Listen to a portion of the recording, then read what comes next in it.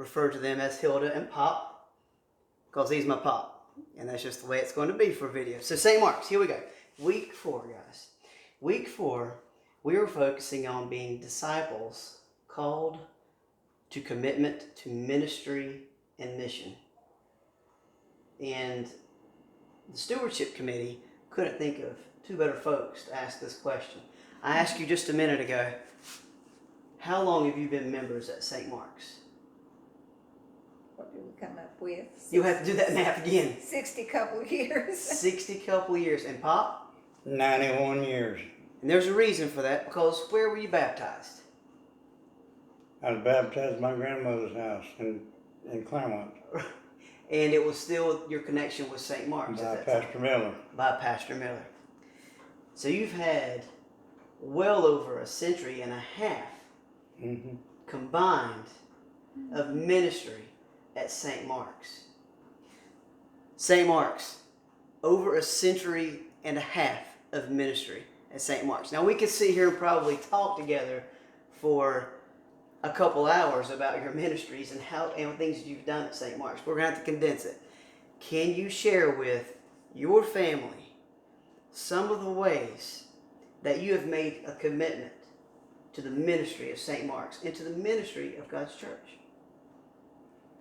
Well, I have served St. Mark's Brotherhood. I've served on the church council, both deacon, elder, and also I've served as president 1 year, and also the Sunday school superintendent, and the Brotherhood, and I love my Sunday school. Tell me, and I'll get to your response here in a minute. During those times that you were a deacon and president, what were some of the key things that you saw happen in St. Mark's? What were some of the big ministry moments that you saw St. Mark's really shine? Well, I've seen the parish hall, the old parish hall. I've seen it built. I've seen the church remodeled. And then our new Family Life Center, I've seen that built. What was your part in that? Did you help raise money? I helped raise money by soliciting people. I made a question to Grover Herman about our people were getting older in Sunday school, couldn't go up and down the steps, and we needed to put them in debt. I went back the next week and Grover said, "Did you mean what you said?" I said, "What? About putting your people in debt?" I said, "Well, yes," but he said, "If you will, I'll pay for the blueprint, the drawing of it." Well, then he gave a donation, and then I had another lady then at the last, she wanted to pay it off. And at that time it was $125,000 that was owed on. So she wrote me a check. Well, about those checks, why do you think that Grover and the last lady gave you the monetary gifts that they did? Why did they do it? Grover was a good friend, and I looked after him, and he liked me. He trusted me to look after his stuff. He trusted you as a steward. Yes. He didn't consider that his own money. No. Grover, what do you think his response would be to see what his investment, those gifts that God gave him, has turned out through the Family Life Center? What has the Family Life Center done for the community? Well, the Family Life Center has served the community in a lot of different ways. That's exactly right. Yeah, and we might be able to leave it just open-ended right there. You know. I think we've held as an emergency location for the community. Bloodmobiles has transpired there. We've opened the doors to the community to be able to various activities that we've done. So one small move from you to reach out to Grover to help financially, which is part of that time, talents, and possessions. Well, I just made the remark to him that we need to put him in debt because we was in trouble. And he went from there, and then not only he paid for the architect, then turned around and he gave donations. And the last lady? And she paid it off. that was the last lady paid it off. I know you've not named I think she probably wanted to remain anonymous. Or Well, she didn't want nobody to know it, but she come to find out about everybody, and I think a lot of her. And she was Miss Rachel Fraser. I wasn't. I don't think I was angling for the name, but I knew that No. she wanted to remain a silent partner because she was giving from the heart. She was my teacher in school, 4th grade, and also then I served on the board at Claremont School, Mhm. and I had a lot to do with her, and we had problems and all this stuff, and I aired them out for And she trusted you, and she knew the kind of. them. Anytime she had a problem, she'd come to me and talk to me. I don't know. I don't think I was that good of a guy, but anyway, it happened that way. Something happened that way. Hilda, what have you done in your life in ministry? Just I can't say give me one big sum. Give me an example of one of the many ways that you've given of your time and your talent. Well, the biggest time thing from the time my children were small was just it was important to me to have them at church, Right? and then I was in a women's group for a short while, but then I have been for several years, I don't know how many years, working with the quilt group when I was able, Mhm. or when he was able. There were times when I had other obligations, either with Bob or with Jim. Mm-hmm.